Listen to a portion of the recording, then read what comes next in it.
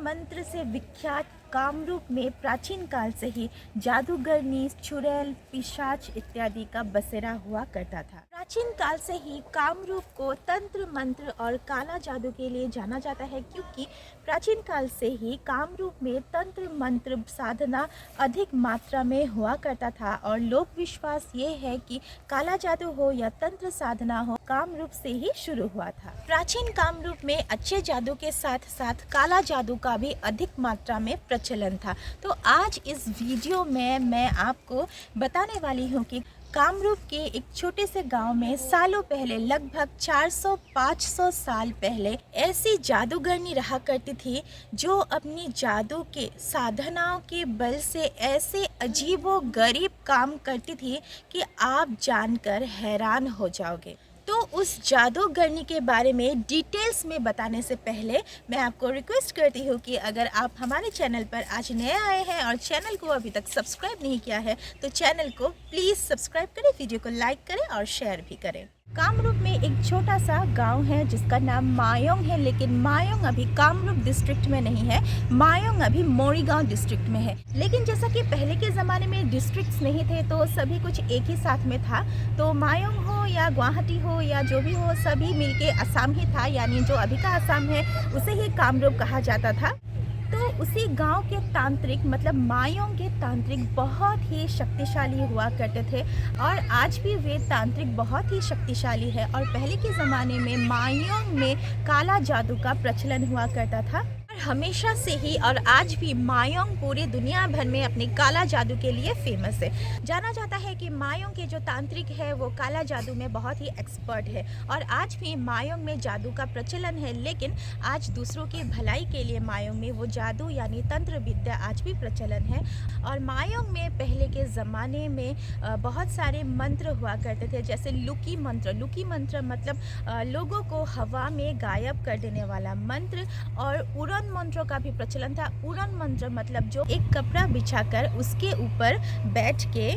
जो तांत्रिक है जो उड़न मंत्र जानते थे वो उड़न मंत्र बोलते ही वो कपड़ा ना उड़ जाता था। जैसे हमने टीवी सीरियल्स में देखा था कि अलादीन जो एक मतलब कारपेट में बैठता है और कारपेट जो उड़ जाता है, सेम उसी तरह हुआ करता था, ऐसा विश्वास करते हैं लोग। और उड़न मंत्र और लुकी मंत्र के साथ साथ और जो जंगली जानवर होते हैं जैसे कि बाघ, उनको भी पकड़ने का एक स्पेशल मंत्र होता था और बाघ को पकड़ते थे मायोंग के फेमस तांत्रिक सुराबेज। हालांकि ऐसा माना जाता है कि मायोंग में अभी काला जादू का प्रचलन नहीं है, लेकिन मायोंग में अभी भी एस्ट्रोलॉजी जो है उसका प्रचलन है। साथ ही साथ तंत्र मंत्र और साधनाओं के द्वारा दूसरों की भलाई का जो प्रैक्टिस होता है, जो साधना होता है, वो अभी भी मायोंग में चलता है। और जो हर्बल मेडिसिन्स होते हैं, हर्बल यानी जो हम आयुर्वेदिक ट्रीटमेंट भी कह सकते हैं, वो हर्बल मेडिसिन्स के द्वारा भी लोगों का जो बीमारियां होता है वो बीमारियां भी ठीक करते हैं मायोंग के तांत्रिक। और ये विद्या सदियों से ही मायोंग में चलता आ रहा है। इसी मायोंग गांव में एक जगह में जहाँ पे कोई लोग आते जाते नहीं थे, लगभग सुनसान सा जगह था, उसी जगह में एक जादूगरनी का घर था और उस जादूगरनी का नाम था गोनानी बाई बूढ़ी। और वो जादूगरनी तंत्र साधना में इतनी एक्सपर्ट थी कि मायोंग के जो लोकल से गांव वाले हैं उनसे जब हमने उस जादूगरनी के बारे में पूछा तो उन्होंने हमें बताया कि उस जादूगरनी को तो किसी ने देखा नहीं अभी, लेकिन उनके जो पूर्वज थे, वंशज थे, उन्होंने देखा था। उनके पूर्वज यानी उनके दादा परदादा से उन्होंने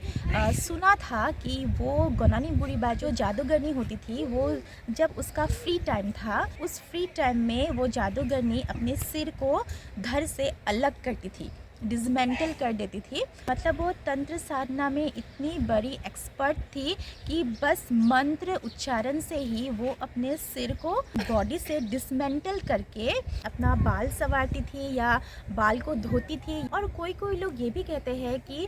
वो जादूगरनी अपने सिर को धड़ से अलग करके एक बहुत ही भयानक तंत्र की साधना किया करती थी। और वो जादूगरनी गोनानी बाई बुरी सिर्फ अपने सिर को बॉडी से ही डिसमेंटल करती थी ऐसा नहीं है, वो जब भी चाहे अपने हाथ हो या पैर हो सभी को अपनी बॉडी से डिसमेंटल करती थी और वापस से उसे जोड़ भी लेती थी। और उस मंत्र का नाम है जोड़ाखंड मंत्र। और वो जादूगरनी गोनानी बाई बुरी जब भी अपना साधना प्रैक्टिस किया करती थी तब उसके गले में एक कपड़ा रहा करता था, और पता है वो कपड़ा बहुत ही शक्तिशाली था। और जब भी उस जादूगरनी को एक जगह से दूसरी जगह ट्रैवल करना पड़ता था, चाहे उसकी अपनी कुछ पर्सनल काम या फिर अपनी साधना का स्थान अगर चेंज करना हो, तो वो जादूगरनी गोनानी बाई बुरी क्या करती थी, यहाँ पे जो वो कपड़ा लेती थी अपने गले में, वो कपड़ा निकाल के ऐसे ज़मीन पर बिछा देती थी। फिर उस कपड़े में वो जाकर कुछ मंत्र बोलती थी, जिस मंत्र का नाम है उड़न मंत्र। फिर उसके बाद वो जादूगरनी जाके उस कपड़े में बैठती थी, फिर से मंत्र बोलती थी, उड़न मंत्र बोलती थी, और पलक झपकते ही वो जादूगरनी छू मंतर होके उड़ जाती थी। और उड़न मंत्र का मीनिंग होता है उड़ने का मंत्र। गोनानी बाई बुरी का जो बसेरा था, वहाँ के आसपास के गांव में जो गांव वाले हैं उन्होंने हमें बताया कि गोनानी बाई बुरी को जब भूख लगता था तब गोनानी बाई बुरी जो पत्थर होते हैं, कंकड़ होते हैं, उसे उठाकर अपने घर में लाती थी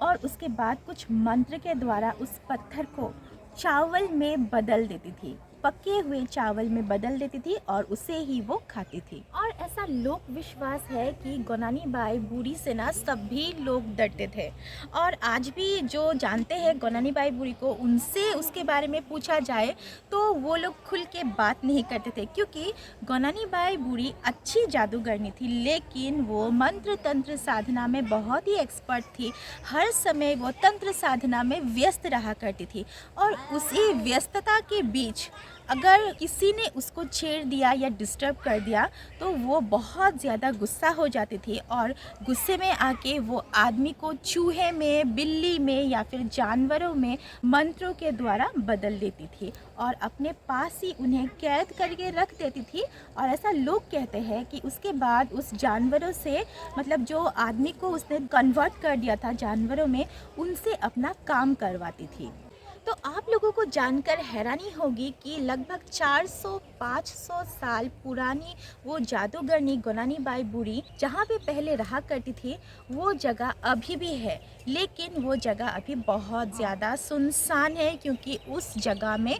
कोई नहीं जाता है। अगर कोई जाता भी है तो शाम होने से बहुत पहले ही वो वापस आ जाता है, क्योंकि ऐसा माना जाता है कि उसकी जो आत्मा है अभी भी वहाँ पे भटकती रहती है। किसी किसी लोगों का ये मानना है कि जहाँ पे वो जादूगर ने गोनानी बाई बुरी रहा करती थी, पूर्णिमा के दिन कभी छाया के रूप में दिखाई देती है। और कुछ लोग ये भी कहते हैं कि किसी किसी ने गोनानी बाई बुरी की आत्मा को मंत्र साधना करते हुए भी देखा है। गांव वाले ये भी कहते हैं कि गोनानी बाई बुरी के पुराने अड्डे में अमावस की रात को या फिर दोपहर में, जब सुनसान होता है ना दोपहर में, उस दोपहर में उसकी आवाज़ें, चीखें सुनाई देता है।